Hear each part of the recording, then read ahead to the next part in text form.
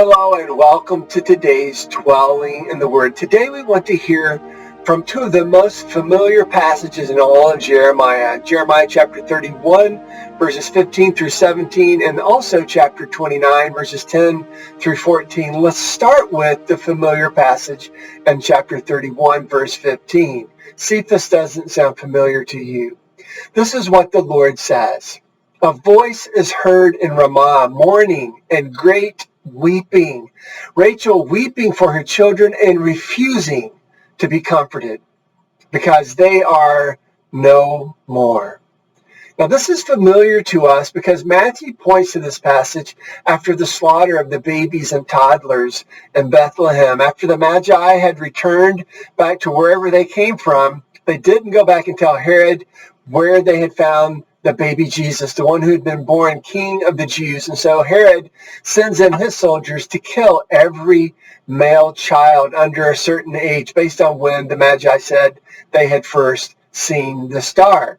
Now, what I want us to notice, though, is this passage continues with a message of hope. And this passage, I mean, when Jeremiah had spoken these words long ago about Rachel and Ramah and the weeping and the wailing and Rachel refusing to be comforted. Listen to the very next verse in Jeremiah. This is what the Lord says. Restrain your voice from weeping and your eyes from tears, for your work will be rewarded, declares the Lord. They will return from the land of the enemy. So there is hope for your descendants, declares the Lord. Your children will return to their own land. Rachel is being comforted by God's message. Look, this is temporary. God has punished his people by sending them away into Babylonian captivity. Many of God's people had been slaughtered. Many of God's people have been taken away. But in the midst of these dark and difficult days, no doubt many tears had been shed as there would have been weeping and wailing over the terribleness of everything that happened. But God from the very beginning made it clear that this is only temporary. He will again bless his people as they turn back to him with all their heart. And this brings us to the passage in Jeremiah 29, verse 11, this familiar to many of us, where God says, I know the plans I have for you, declares the Lord. Plans to prosper you and not to harm you. Plans to give you hope and a future.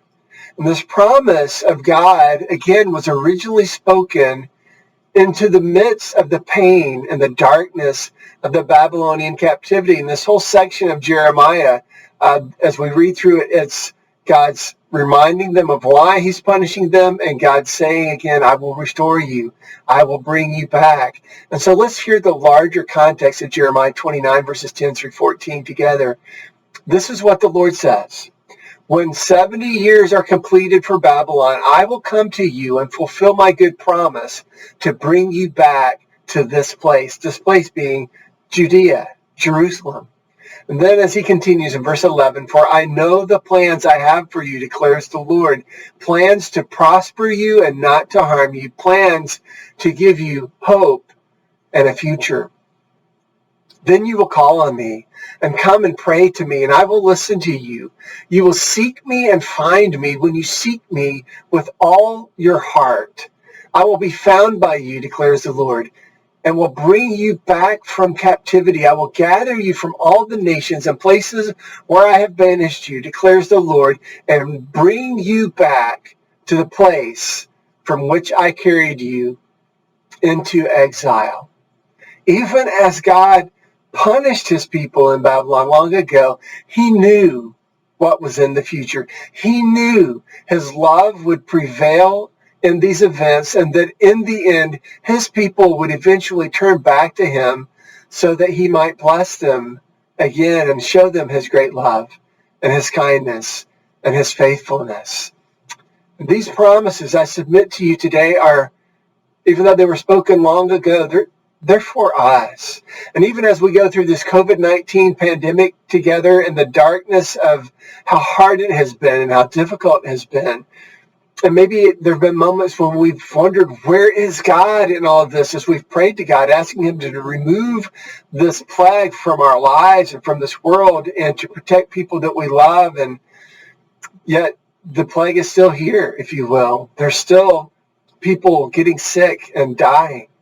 But God has promised always, as we go through dark times, that he will again show us his love and his goodness.